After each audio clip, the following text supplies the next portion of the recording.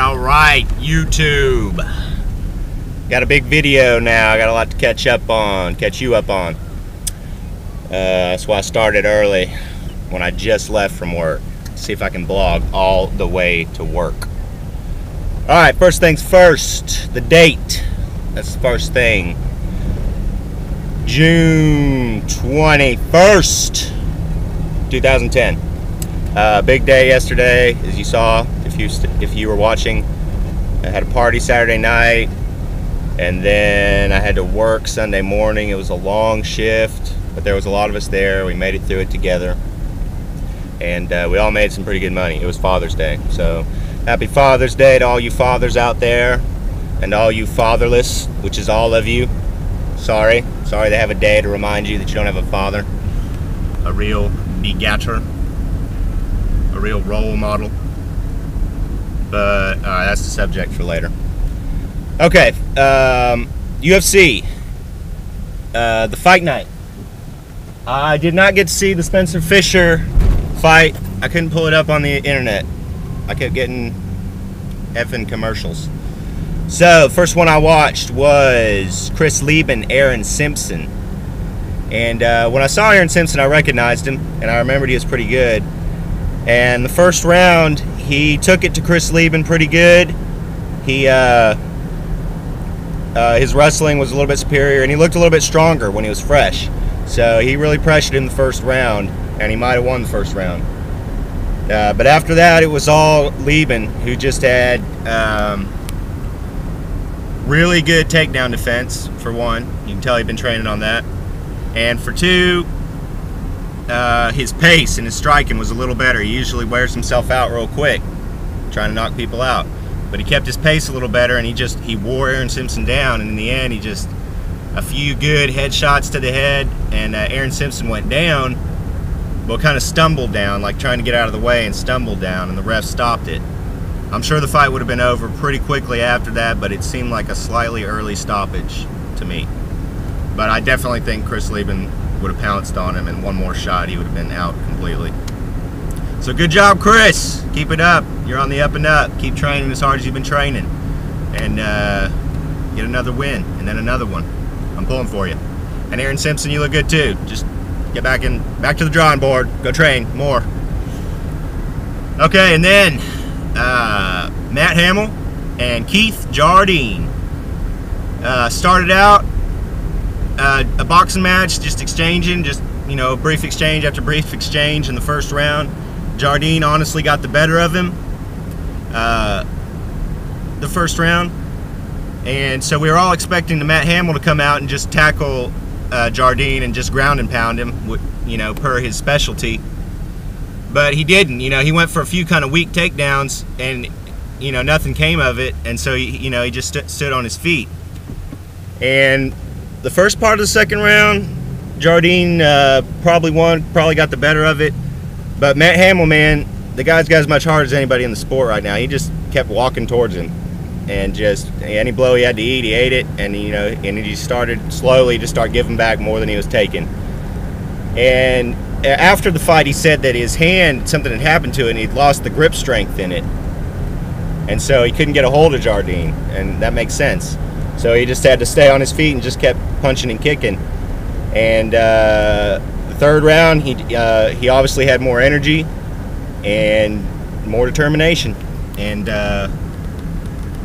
Hamill just walked Jardine down. Jardine looked good the whole time, but I think Jardine lost a decision to Stephan Bonner, a while ago. So I think Jardine just doesn't, his style of fighting is not conducive to a long, exhausting match, is his problem. But it's nothing he can't improve if he trains the right way. So, but Matt Hamill won the decision, and it was good fights. Both of them were good fights that I saw, the Lieben fight and the Hamill-Jardine fight. So that's it for fight night. There was a WEC yesterday. I didn't get to see it. I didn't know any of the names, so sorry if you're big fans. I'll try to get more into the WEC in the future as I can.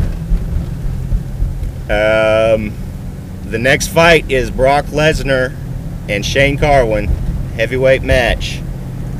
That's going to be big, folks. It's kind of a game changer. I'm going to explain it. I'm really going to try hard to do a predictions video, or at least just talk a build-up video for it, because it's going to be a good fight. We haven't seen anything like this yet, and I don't even know who's on the undercard really. So I'll get back to you on that. Okay, so that's MMA. If you are MMA fans and you don't care about the conspiracy, you can just turn the video off now, because I'm going to switch to the conspiracy. Well, I'm not going to switch to the conspiracy, I'm going to switch to my personal life. But that entails all of the conspiracy. So anyway, what's going on? It's Monday, I'm going to work. I should have a leisurely afternoon, except my dad and grandpa are in town. And I didn't see him yesterday, so I'll probably have to run by there and do like a Father's Day thing. Maybe me and Dad will go to a movie and I'll give you a review, but I don't like going to movies that much these days. And yeah, I should have some time to write, and maybe, definitely if I have the energy, do some kind of conspiracy talk tonight. But tomorrow, I have the day off, and I'm hoping to have Wednesday off, and me and Kevin and a few other people are going to go to Pettigene Mountain. It's a beautiful mountain in central Arkansas, and there's a trail, and we're going to walk to it, and there's a waterfall. It's real beautiful, and I should be able to engage Kevin and whoever comes with some real serious Socratic Vantillian talk about the conspiracy and about reality, and hopefully we'll have some good conversations for you. I guess that's what people like most about me, is I carry the conspiracy with me. And you can talk your religious stuff if that's your scene. You can talk your psychological stuff. If you claim to be a philosopher, you can talk your philosophy talk. Or if you're like 99.9% of everybody else, you can just talk your dumb pop culture, what sound bites you heard that morning, and all that bullshit on the way to work, on the radio, on the TV, on your Yahoo, Google, or whatever internet page you have.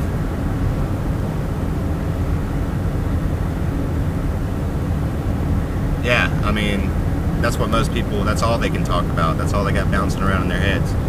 And then you try to take a step up, and it's just similar pop culture interpretations of religion or philosophy or psychology. But if you really hone into the conspiracy view of history, or the accidental view of history, and the Socratic method of talking, and the Vantillian method of talking, if you really try to hold on to those things, the conversation will reach heights previously unexperienced.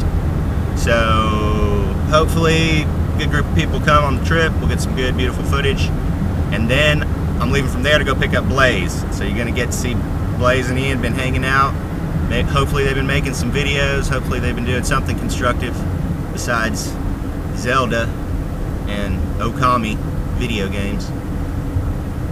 But that you should be caught up by now. Let me see, 8:46, about a 9-minute video. That's pretty good. I'm almost to work, so good job calling. Yeah, stay tuned, YouTube. More good stuff coming.